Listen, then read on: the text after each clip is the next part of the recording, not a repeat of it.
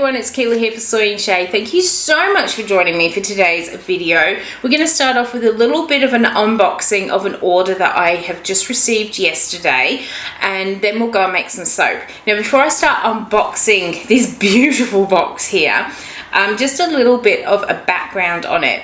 Kelly from Christen Soaps and Moulds contacted me just over a month ago and said that they were now going to start making some of their wooden moulds with a silicone liner. Now I have had a mould from Christen Soaps and Moulds before, and it is beautifully crafted. They basically make any wooden moulds to your specifications, so they do all custom wooden moulds. They've decided to add in a range of wooden moulds which also have the silicone liners in, but they wanted to make sure that they had the right silicone for the soap, that it was going to last and all that sort of thing. So I asked if they could send me a small version of what was going to be the bigger mold, and could I test it? And I said yes, I would. And it is the sweetest, most useful mold that I have got on my shelf at the moment. It's about half the size of the ones I have ordered, and I made lots of little test soaps with them, and I tested everything from super fluid, water thin soap batter right up to accelerating messes, and every single one of my soaps unmolded out of this mold just beautifully. So I went back to her and said, yes, this silicone liner, it works. We've done repeated soaps. It's the same each and every time, easy to clean and that sort of thing. Can I go ahead and order some of the full-size soap molds? And that, actually we'll take these out because this is something else she'd like me to test. We'll pop them in there. These are my new soap molds with liners. I absolutely love them. The other version I have, it is basically just a half of one of these, and it is just so beautifully made. Let me kind of get some better space so I can show you without wiggling it all over the place here. Okay, so here is the mold here. This is one of the sizes that they're doing with the silicone liners. This particular one, it is 48 centimeters from end to end, 8.5 centimeters across and 7 centimeters high.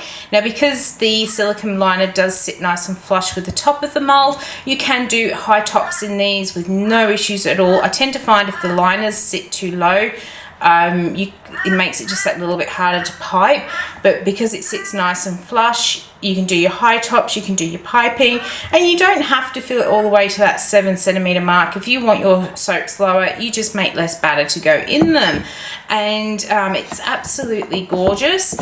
The end of this slips out, making it really, really easy to remove these out of here once everything is kind of set up in there, and it's absolutely stunning how it is made. So after doing the testing, and I was super happy with them, I went back to Kelly and I ordered myself 4 of these loaf molds, and I've also ordered 2 slab molds which are being made and will be on their way shortly. I did discuss with Kelly sort of my idea of perfect dimensions for a soap mold and what I really wanted out of a bar of soap.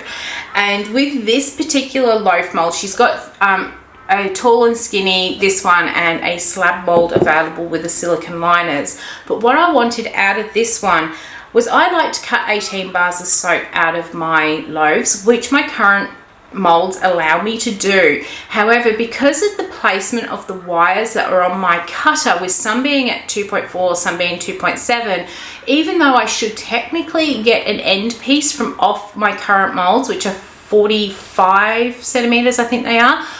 They're 45.5 centimeters, so I should get a 5mm soap end. I never get it because of the placement of these wires. Now there's 2 reasons I want these soap ends. The first is because my customers have developed this love of soap ends, and I'm struggling to keep up with demand for them. I basically only get soap ends when I do slabs, but I only do slabs in my sort of everyday range of soap. All the decorative ones get done in loaves, and I don't get those end pieces. So I'm struggling to keep up with that. So I wanted a mold that was gonna give me end pieces, and that's what this 48 centimeter will do. The other reason I wanted it to give me those end pieces was so that all 18 of my bars ended up with a cut edge on either side.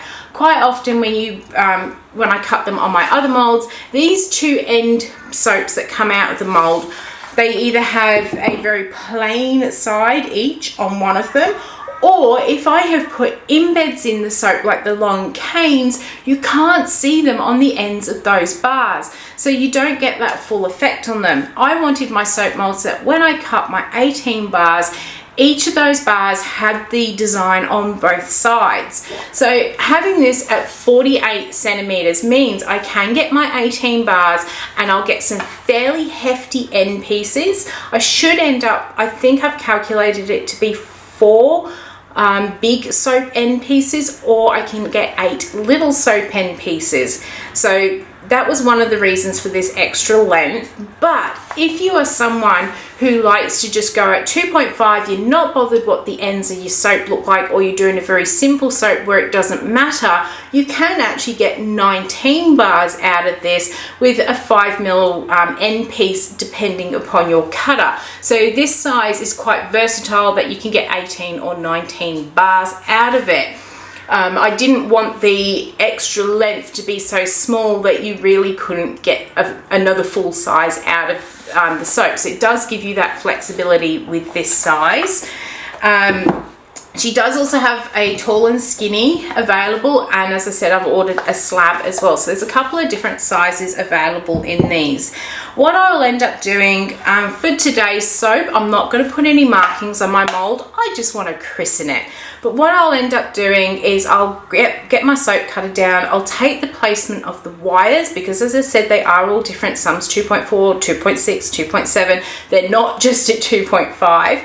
I will take the markings off my soap cutter and I will transfer them onto my loaf mold here, so that when I make any future soaps, I've got the placements for my embeds, so that we don't chop them when I go to put them through the wire. But for today, we're going to christen this one with a fairly simple soap. So I'm going to go and get some oils ready, my lye water, go and decide which fragrance I'm going to make, and then we're going to christen this soap mold. Let's go.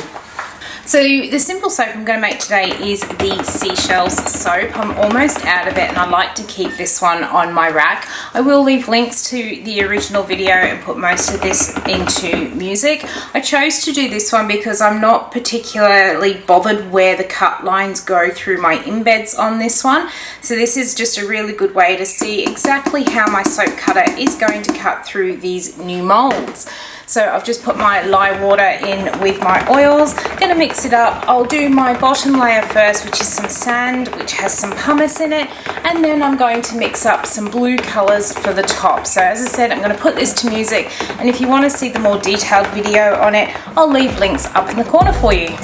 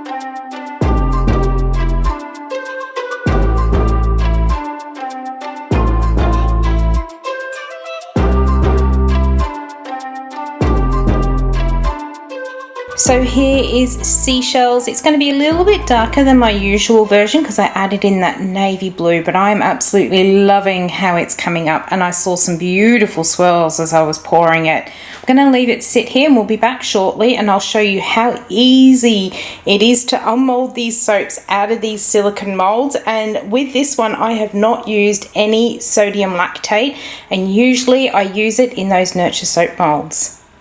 Okay, so this has been sitting for about 24 hours. It is time to unmold, and I'm going to show you just how easily this unmolds. And remember, I've not put any sodium lactate in.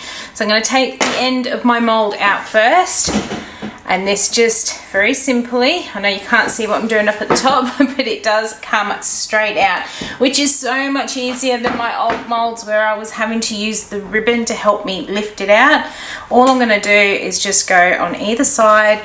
You can see it is pulling away so nicely. We're going to stand it back up on its end. Alright, so all I'm going to do now is just put my hands inside the mold. And look at that!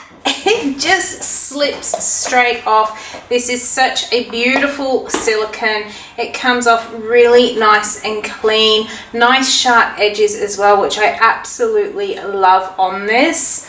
Let me bring you back in closer and we'll go and get the cutter and we'll cut it up and take a look on the inside. Alright, so here it is a bit closer. You can see how beautiful and smooth those sides are, and it's a pretty awesome looking soap as well. And look, you can see it's nice, crisp, clean edges and corners as well, which is absolutely brilliant. I didn't get that sort of crispness off my previous mold, so I am super happy. Now I am going to be cutting it, so I end up with 18 bars. Now I've only got enough strings on here that it cuts 17 at a time, which wasn't a problem on my other one, but this one I will end up with a fairly big piece that I'll need to cut twice to get the size I want. But you'll see I also end up with some beautiful end pieces to do as either giveaways or part of my end piece bags that I now do. That's it, we are through. So that's going to be like one of the end pieces, and then the other one will end up being the same. So it's a nice chunky piece. I cut these in half, so it's a nice solid piece for ends with this one. But let's take a look at the swirls. Ooh, I like that. I've done this soap a few times now. I originally did this soap as a request from a very good friend of mine. She wanted them as some favors for a party, and this was the sort of theme that we came up with. And since I made that first one, I'd had several requests to keep making this seashells, and now it's become kind of like one of those everyday essentials that I have in my range, and I do it the same each time. So we have that little sort of collection of seashells, and then those beautiful blues swirled on the inside. The only difference with this one this time is I did add that darker blue to see what it would come up like. I am really pleased with the soap, and I am absolutely over the moon with my new molds. Absolutely love them. Thank you to Kelly and husband for allowing me to work with you with these molds, and then allowing me to test them as well, because I now have my absolute dream molds. If you are here in Australia and you are interested in them, go and follow along with Sea Sun Soap and Cutters. I'm saying it correct now. And go and check out their Facebook page. I will leave links down below, and all of my videos from now on will also have links through to their site, so you can go and check out what they're doing. They're always coming up with some really great ideas as well. So there we have it. I hope you've enjoyed coming along on my rather exciting little unboxing here. If you did, why not leave me a thumbs up, any comments down below, and until the next video comes out, I hope you have a good one, and I will see you then. Bye.